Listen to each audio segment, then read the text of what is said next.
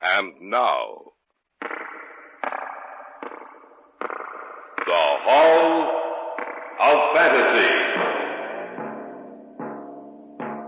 Welcome to the Hall of Fantasy. Welcome to the series of radio dramas dedicated to the supernatural, the unusual, and the unknown. Come with me, my friends. We shall descend to the world of the unknown and forbidden. Down to the depths where the veil of time is lifted and the supernatural reigns as king. Come with me and listen to the tale of the Silver Flask.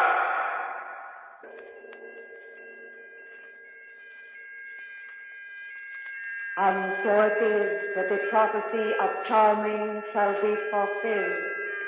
For the evil committed, your reward is death. And from the mouth of the flask poured a crawling white fog, which became quite dense, and then assumed the size and shape of the demon of the night, and it reached its hands towards his throat. Stay away from me. Stay away from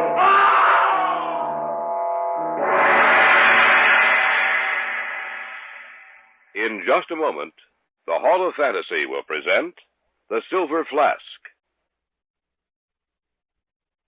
And now for our story, an original tale of fantasy by Richard Thorne entitled The Silver Flask.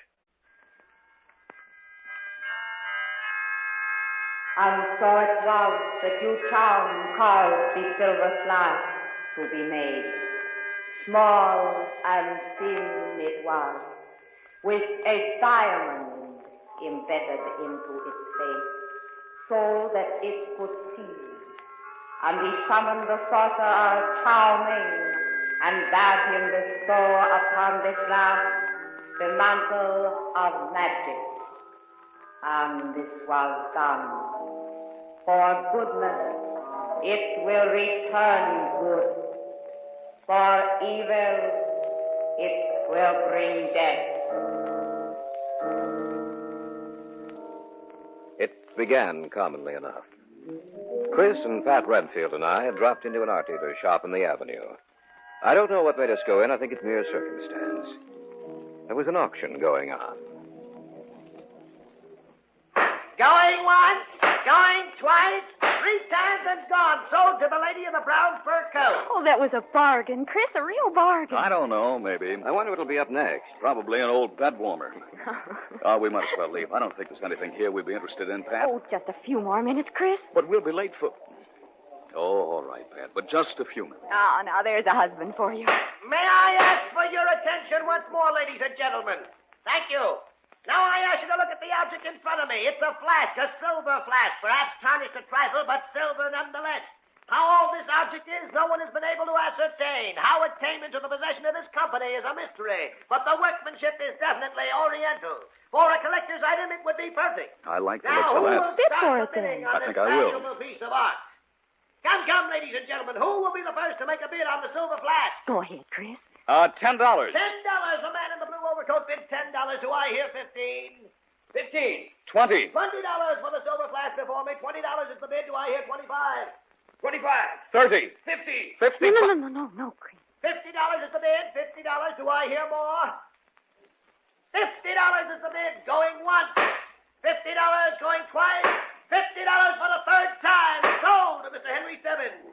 Come on, let's get out of here. All right, Chris. You really wanted that flask, didn't you, Chris? Yes, I don't know why, though. Oh, it just caught your eye, that's all, darling. Excuse me.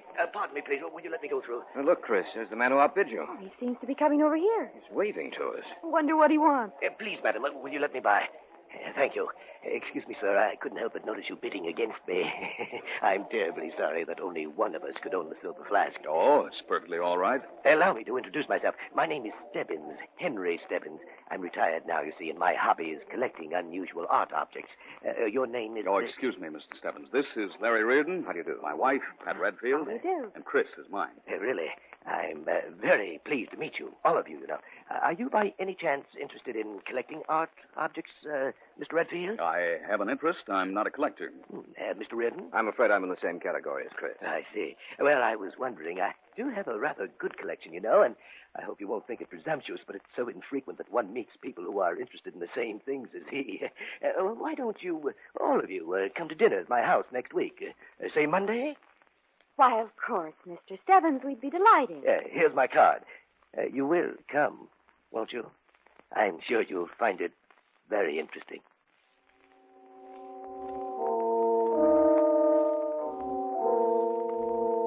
The following Monday, we went to Henry Stebbins' house.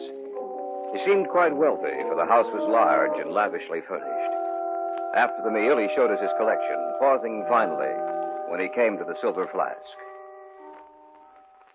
As you can see, the flask is a bit different, shall we say, from when you saw it last. Why, it's as bright as a new coin. That stone in the center, it wasn't there when I saw it at the auction. Oh, yes, it was. It had been covered over by a thin layer of silver. I noticed the imperfection and took it off.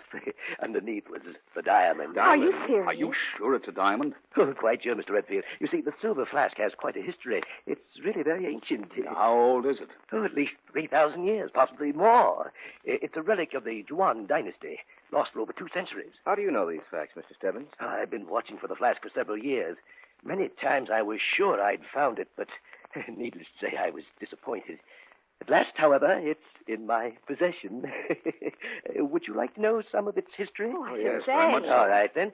It was first ordered made by the Chinese Emperor Yu Zhuan, made for him by the sorcerer Zhao Ming, who also was responsible for a certain jade dagger I would like to possess.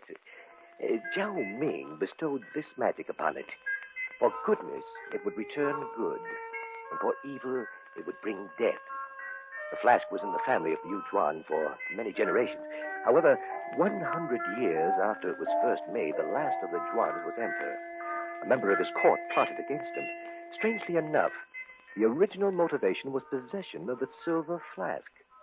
But the night he came to steal the flask...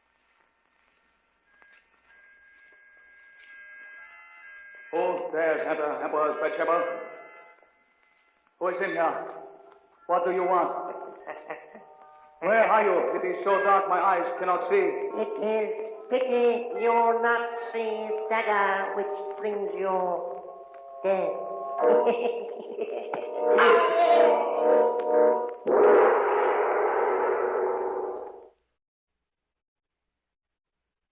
Back now to our story. An original tale of fantasy by Richard Thorne entitled The Silver Flask.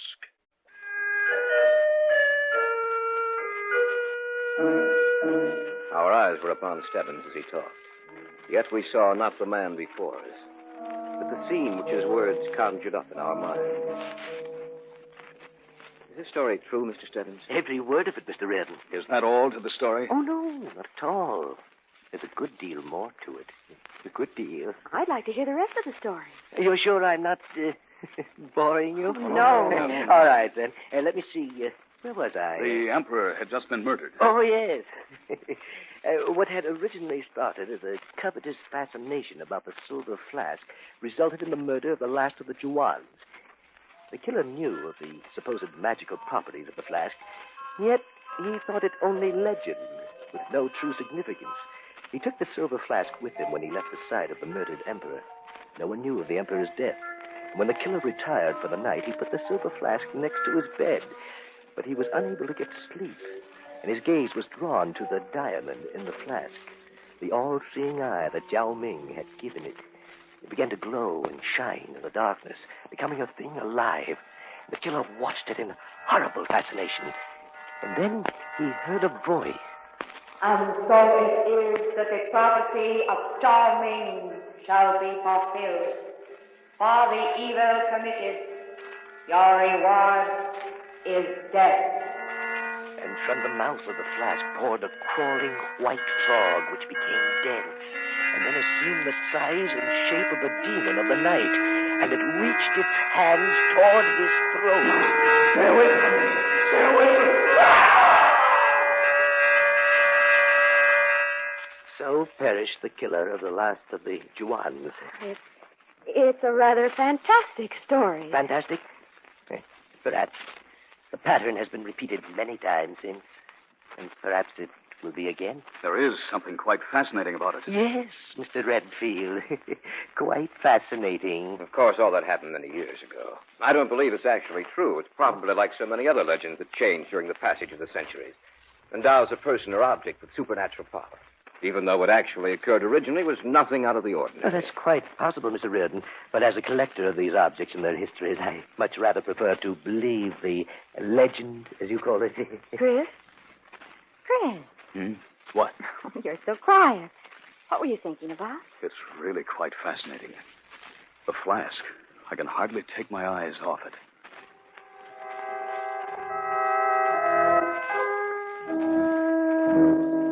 The evening ended shortly thereafter with another invitation from Henry Stebbins that we'd return soon. Chris was silent as we drove home, his mind lost in thought, only occasionally joining in the conversation. I knew that he was thinking about the silver flask. I was inclined to think of the story Henry Stebbins had told us as coming from a man who was highly nervous, a man who, because of his loneliness and preoccupation with himself, would read into the slightest glance a willingness to commit murder.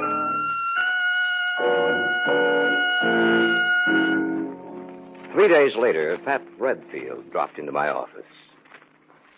I hope you don't mind my coming in to see you like this, Larry. Oh, of course not, Pat. It's a pleasure. Cigarette? No, thanks. Now, what seems to be the trouble? Oh, how did you... With a look in your face. What's bothering you? It's Chris. Chris? That's right, Larry.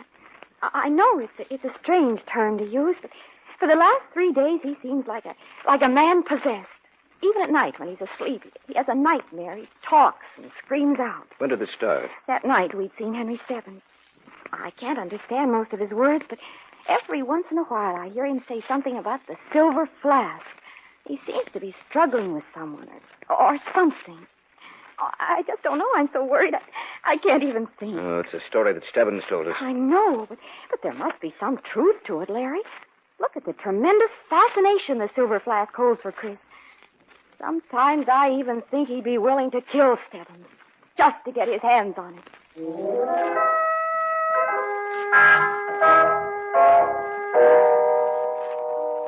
In the evenings, I took to parking my car across the street from Stebbins' house to see who his callers might be.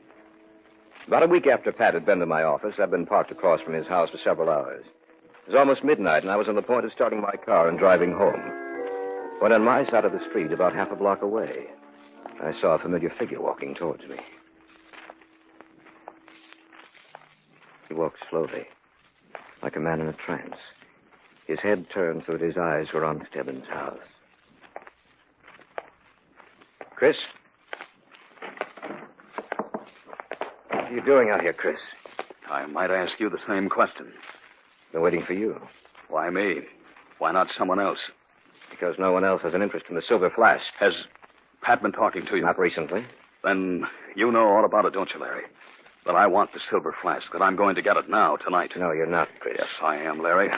Now, get out of my way. Put that knife back in your pocket, you fool. It's pretty, isn't it? Just press a button and the blade snaps open. Out of my way. You're not going anywhere with that knife. No, we'll see about that. Oh, you asked for it, Larry. Oh, let go of my arm. Drop that knife. Drop it. Drop it. All right. That's better. Take this little thing. Now get into the car. Oh, I'll get into the car, all right, Larry. I won't make any fuss about that. You think you're doing me a favor by stopping me. I don't. Maybe my chance is lost tonight, but I'll get another. Don't worry about that. There isn't anything that's going to stand in my way. Not you, not Pat, most certainly not Stebbins. I'd even commit murder to get that silver flask.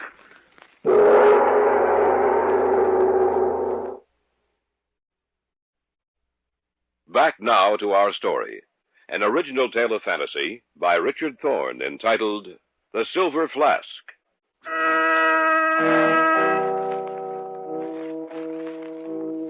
Chris was quiet and sullen as I drove him home. He didn't say a word to me all the while we were together. I watched him enter the front door of his house, then I drove back to my apartment. When I got there, I called Henry Stebbins. Hello? Mr. Stebbins, this is Larry Reardon. Oh, yes. You'd better make sure that your house is locked up tight from now on. Your friend? Yes. I've been watching the front of your house for several nights. Tonight, about midnight, I saw Chris. I think he intended to break in. I'll be careful.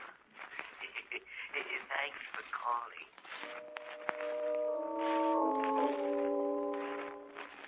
In the morning, for some reason, Henry Stebbins phoned first the Redfields and then me, and asked us to come to dinner that night. I couldn't understand his line of reasoning unless he enjoyed playing a cat and mouse game with Chris. Pat didn't want to go, but Chris insisted, and promptly at 7 we were at Stebbins' house. We finished the meal and adjourned to the library. I'd like to see your collection again, Mr. Stebbins. Oh, I'll be glad to show it to you. Would you two like to come with us? No, I'll stay here if you don't mind. So will I. All right. Then just you and I'll go to see it, Chris. Suits me. We'll be back in a little while. I wonder if we should have let him go alone. Chris won't try anything while we're here, Pat. I hope you're right. Besides, I'm sure that Stebbins can protect himself. Oh, I'm worried about him, Larry. Chris has changed so.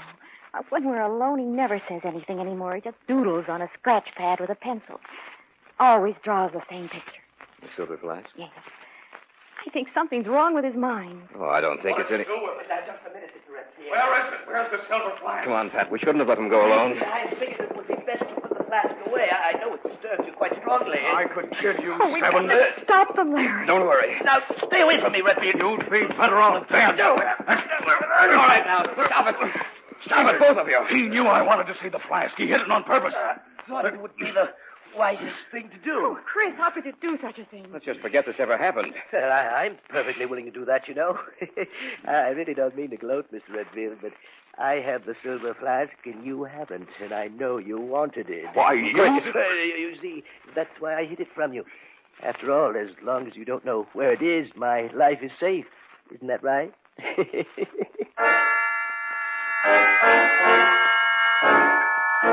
Stebbins was right, of course. As long as Chris didn't know the whereabouts of the silver flask, Stebbins' life would be safe. But if Chris knew where it was with his overpowering obsession to own it and Stebbins stood in the way, his life would mean nothing to Chris. But Chris had told me that he wouldn't stop, even at murder.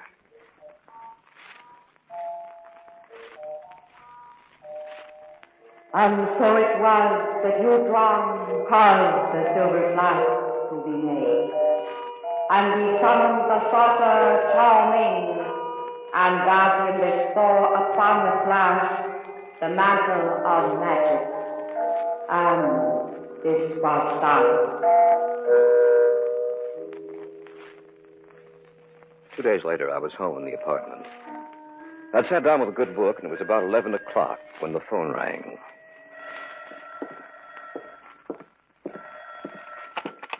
Yes? Oh, Larry, this is Pat. You'd better go over to the Stebbins house right away. Why? Chris came home this evening, sat, fidgeted all night long, and then about 15 minutes ago, he muttered something about the silver flask and ran out of the house. You think he was going to see Stebbins? Yes, I think so. You have to hurry over there, Larry, before he does anything. Have you called Stebbins? Yes, I warned him. But Chris might do anything. Oh, go over there, Larry. See that there's nothing wrong. I have the strangest feeling that Stebbins is going to die tonight.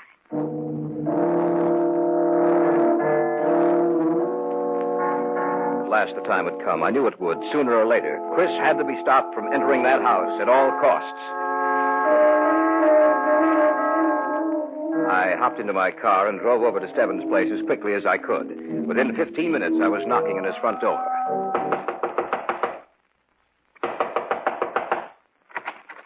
Oh, I'm glad you came, Larry. Pat phoned you, didn't she? Yes, I'm sorry I took so long coming to the door, but I was looking out the front window to see who it was. Come in. It's strange what power the silver flask has, Larry. You should never have invited him back here after I told you what had happened. We might as well go into the library. You know, I think you better call the police. You think it's that serious? Yes. I'll call from the library.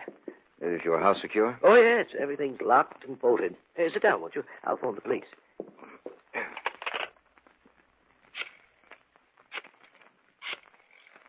Stebbins, the flask still hidden? What?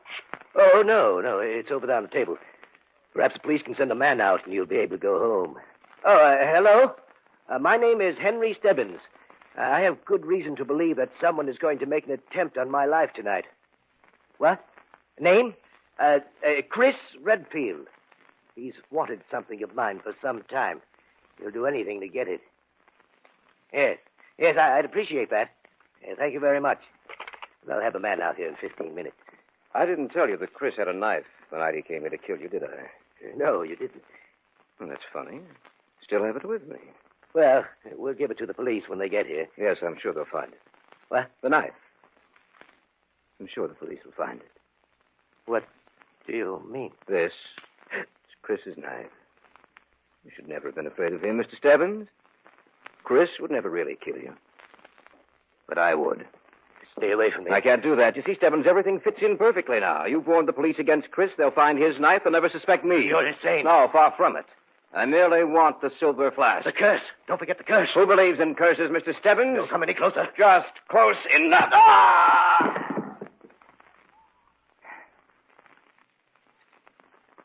Good night, Mr. Stebbins.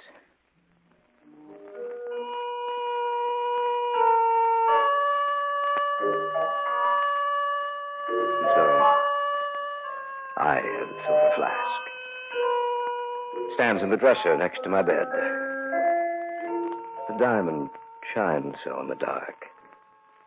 It seems almost to be getting brighter. I imagine the police are looking for Chris Wright. The diamond is getting brighter. And there's something else. The sound. Like the sound of escaping air. There's something here in this room with me.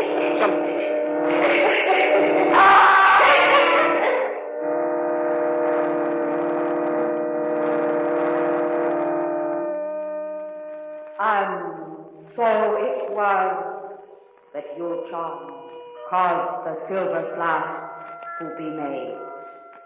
Small and thin it was, with a diamond embedded into its face, so that it could see.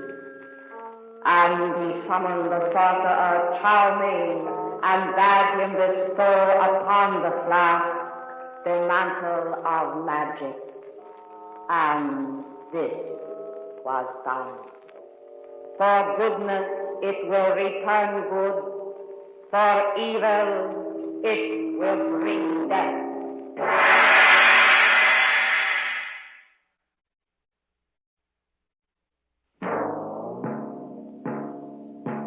So runs tonight's tale of the unusual, the terrifying, the unknown. Join us again when next we journey down the corridors of the Hall of Fantasy to hear another strange tale of the supernatural. All characters and events portrayed in these programs are fictional, and any similarity to actual events or persons, living or dead, is purely coincidental.